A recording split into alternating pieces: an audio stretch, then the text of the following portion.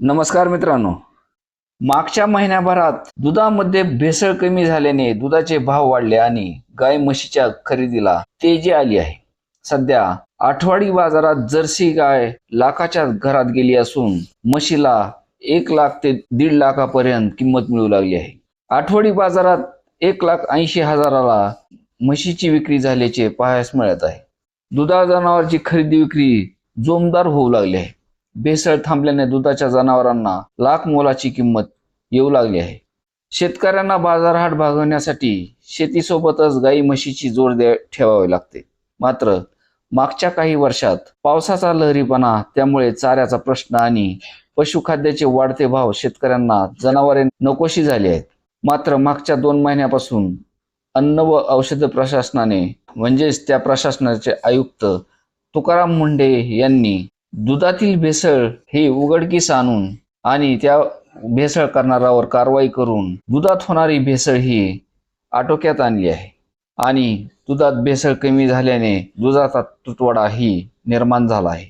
याचा परिणाम म्हणून दुधाची मागणी वाढली आहे. त्यामुळे दुधाच्या भावात थोडीशी वाढ झाली आहे.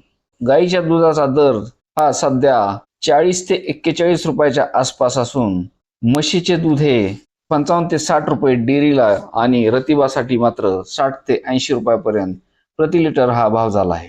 आणि ग्रामीण भागात 80 रुपये तर शहरात 100 रुपये म्हशीचे दूध हे विक्री होत असून पुन्हा शेतकरी गाई आणि म्हशी खरेदीसाठी बाजारात मोठ्या प्रमाणात येत असल्याने दुधाळ जनावरांना भाव आला आहे. दूध देण्याचे गणित बांधून म्हशीला लाख रुपयाच्या पुढे किंमत मिळत असून गाई ही आता 70,000 ते 1 लाख रुपयाचा भाव सध्या गायींना मिळत आहे. दुधाची भेसळ कमी झाल्याने दुधाळ जनावरांना चांगली किंमत मिळत असल्याचे पाहायला मिळते आहे. दुधाचे दर वाढले असल्याने आता अनेक शेतकरी देखील या व्यवसायाकडे वळत आहेत. दुधाचे भाव वाढल्यामुळे 2च महिन्यात लाख रुपयाची म्हैस 20 ते 30,000 रुपयांनी जास्त खरेदी विक्री होऊ लागली आहे. 10 लिटर दूध देणाऱ्या चांगल्या म्हशीला 1.5 लाख रुपयाचा भाव मिळत असल्याचे व्यापारी सांगत आहेत. आणि भविष्यातही आणखी दुधाला भाव वाढण्याची शक्यता असल्याने गाई आणि म्हशीच्या किमती वाढतच जाणार असल्याचे स्पष्ट होत आहे. धन्यवाद.